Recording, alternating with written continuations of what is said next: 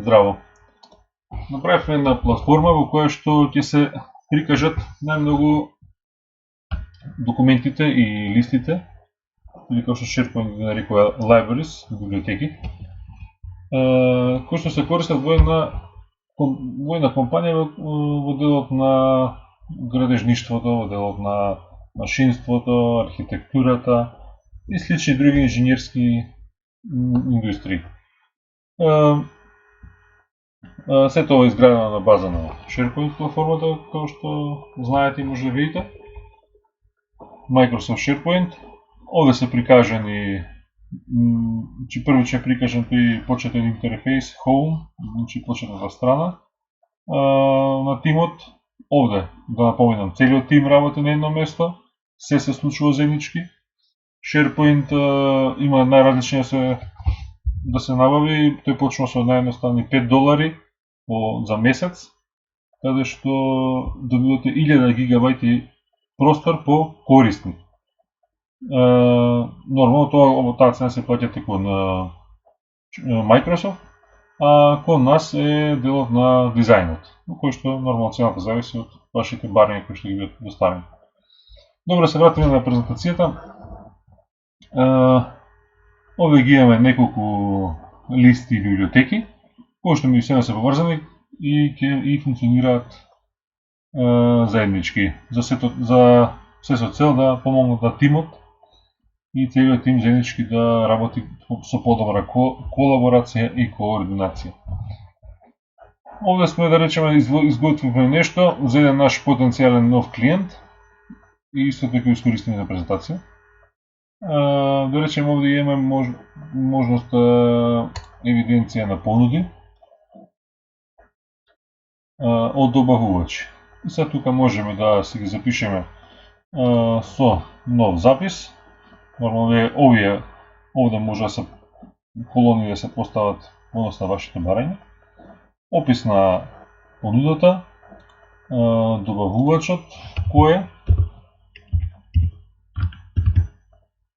ќе го запишеме, која е вредноста можеме, датумот на прием на понудата, многу едноставно, многу лесно за користење, бројот на понудата која што е од клиентот и така натаму. Статусот се разделува, прифатено, одбиено, може да се заведе и самата понуда со атачмент, да ја внесеме, да си имаме во записот, тоа го снимаме.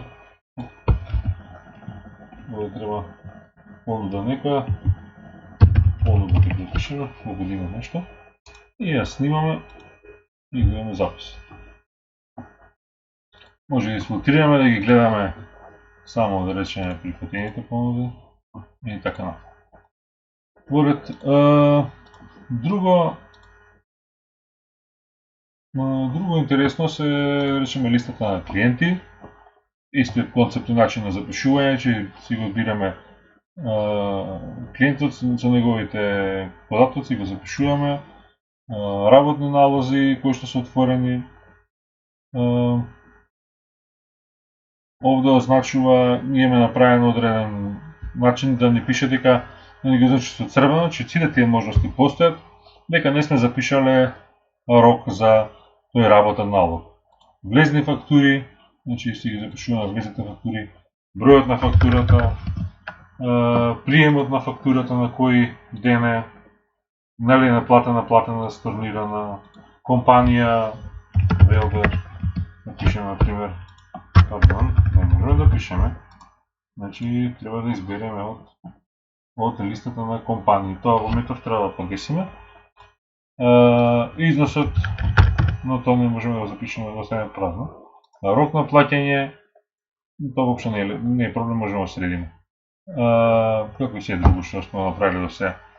Рок за плаќање, си го запишеме рокот за плаќање. ДДВ, значи дали 5%, 10%, да речеме 18%. Ако има упадок, си изпишеме платата. Тука можеме да запишеме, да атачираме и фактурата си имаме. Како сакаме документ да биде PDF, Word, не е битно, Excel, како сме добили таму така. Значи овде нема може да направиме запис за жал, зашто не е внесена компанијата, листата не е поврзана, ќе средиме тоа. Излезни фактури, исто така, истиот концепт,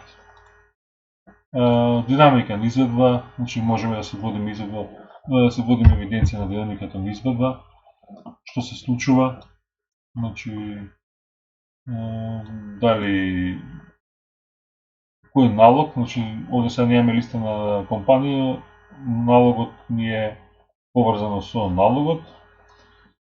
Се повикуваме, че кој ќе дојде моментот работен налог. Почетен датум, значи опис, категорија, дали е планирано во која категорија значи, се случува моментот. Почетен датум, крајен датум, велена задача, коментари, работен налог и овде е листата на работни налози. Тоа е оваа листа овде. Ова се ID-то на работниот налог. Можете да ги покажем што се работи. Ова е ID. Тоа е уник и не може иде. Сега ако избришеме една довде поле, тоа веќе никогаш не можеме да пишеме повторно, тоа секогаш ќе остане така. Можеме да имаме и календарски приказ на ова, има подесено. Моментот, секоја компанија има возила, одржувањето на возила секаков дел од процесот на менаџирање. Ќе си запишеме, можеме наставно да ги запишеме, да ги филтрираме кои возила ни се сервисираат во моментот, кои се поправени и така натаму, што е сменето. Идентите се битни, ова е еден дел каде што можеме да направиме едно скромно водење на магацините. Значи мораме прво да имаме листа на иденти, набавка да се случува врз основа, да речеме да евидентираме таа набавка, да ја правиме врз основа на иденти, значи кога ќе вршиме набавка, се продукуваме на наслов, да речеме, за инфраструктура. Така. И се продукуваме на некој од веќе постоечките иденти. Значи не мора, ако го нема тука, ќе мораме да правиме нов и да го се повикаме на него. Набавена количина колку е. Или може да направиме табела барање за набавка и така натаму, така натаму. Така да многу можности има, се останува на кои конкретно потреби ги имате, ќе ги прилагодиме према вас. Овде е требување.